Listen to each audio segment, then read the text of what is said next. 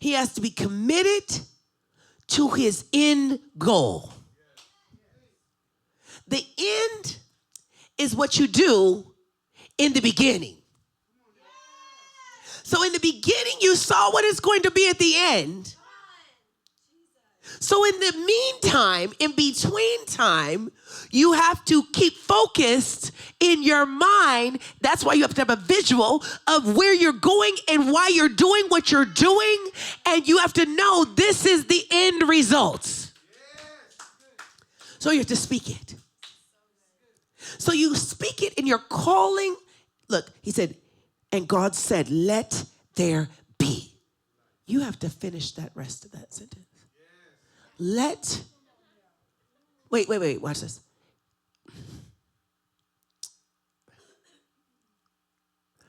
Kristen, stand right here real quick.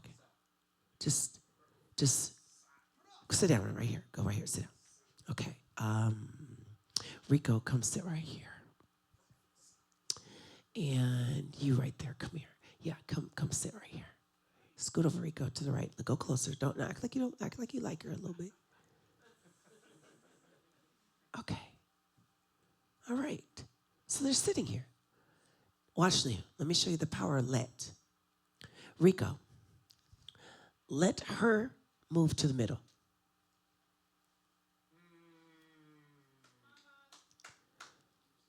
So it was possible, but something could have been blocking it. So I have to tell him to let it happen. Kristen, let her move here to first. Let her move.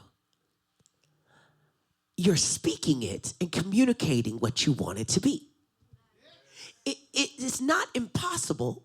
There might be something blocking it, but the angels can go move it if you will if you will just decree and speak it and communicate it to let it come into existence. So you're calling things from out of here in the spirit realm to manifest into the natural. So it was already created. Now let it be. So there's a possibility if you will begin to speak it to let it be. Thank you, guys. Let them go back to their seats. Permit them. To let is to permit.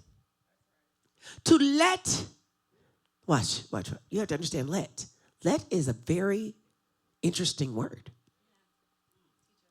Let is something that's completely possible.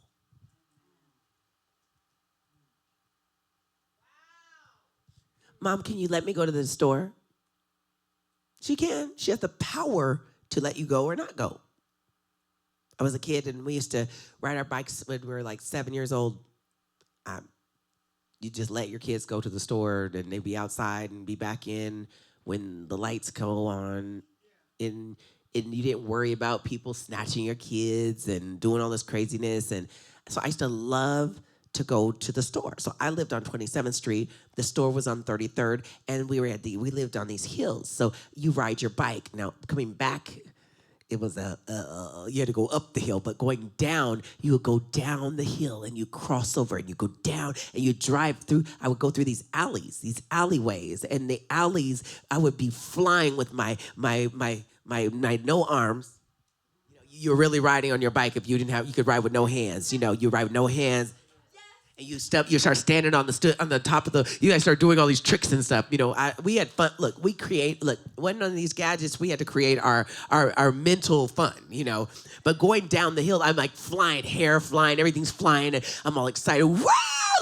All the way down. Like, I'm only 7. And I remember my parents used to be like, stop it, because you go through the alleys. If you're going through the alleys, you got to come out on the street. And sometimes... Yeah, you got ran over. You had to be careful because a car could be coming and they don't know you're coming. You don't know. And you just be shoom and it would just be the hills. And yeah, you had to be real careful because you come out and a car might be there. See, he said he got hit by a truck. Right? My husband said he got hit by a truck. His mom told me about that. And then she wanted to take you to the doctor, right? Yes, no doctors. They haven't been doctors. I don't know what's wrong with them. So we would go down to the store. And I remember the little diner on this side had a thing called a Green River. It was like a Shirley Temple type thing, and it was a Green River. And, you know, if I had a squirt, I was really doing something. If you had a Mountain Dew, you were like doing something. A Hawaiian Punch, you were doing something.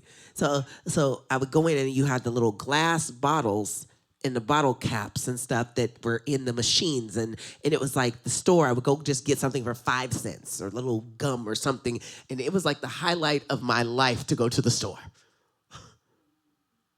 My parents would let me. And then when you're with your friends, you throw your bikes on the ground, which my parents said, don't do that. And I would do it anyway. And you'd be like 10 bikes outside, all on the ground, just thrown. So every now and then you come back and one bike is gone. That person's in trouble. But it was a highlight. It was possible she let me. But sometimes she let me and sometimes she didn't. But if you have parents, you understand you just keep asking. Eventually, they're going to let you. I had to tell you in a story form so you can remember it. Eventually, if you nag them hard enough, they will let you. I'm going to show you biblically where I know how to get things done in court because I know that there's a scripture where if the judge doesn't want to, there's a way in the spirit realm they can let you win. See, yours are suffering losses because they said no.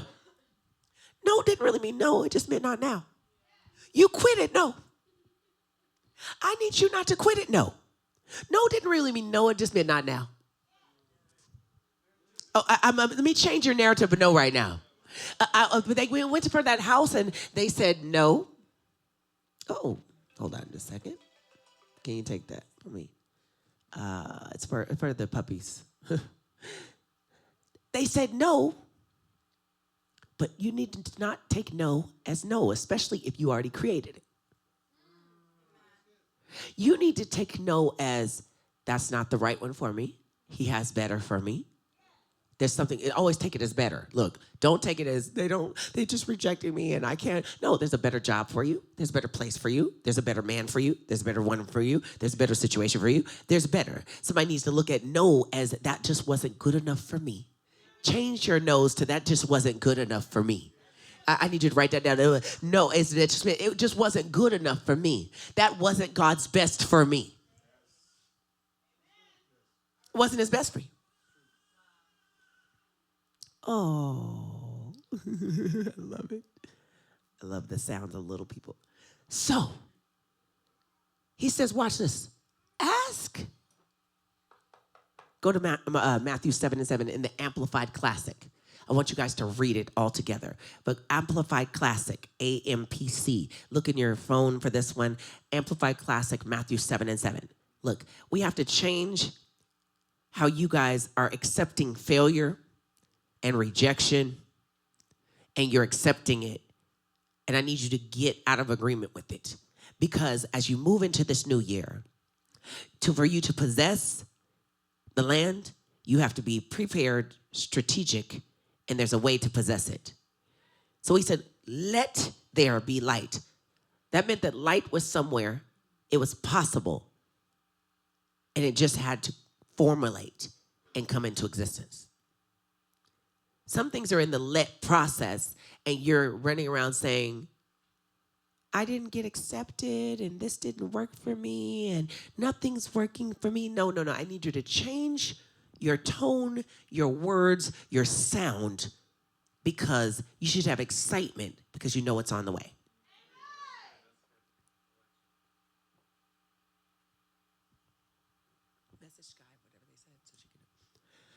So watch this. Are you guys there? Oh, speak louder. See, look, we're going to have to work on your passion for this year already. We're going to need to turn, look, you're about 2 right now. We're going to need to turn that all the way about to 8, 9, or 10. So your passion, let me ask you again, are you guys ready? Yes. See, you have to work on your reaction because heaven responds to you. So if you have a dull reaction, when you say, let there be light, no light is coming. You got to have a little bit more and power to what you're saying and doing. In all your actions, you're intentional. In all your getting up, you're intentional. You make the devil hate that you got up and make him excited that you went to sleep. Because your passion should be driving the kingdom of darkness crazy this year.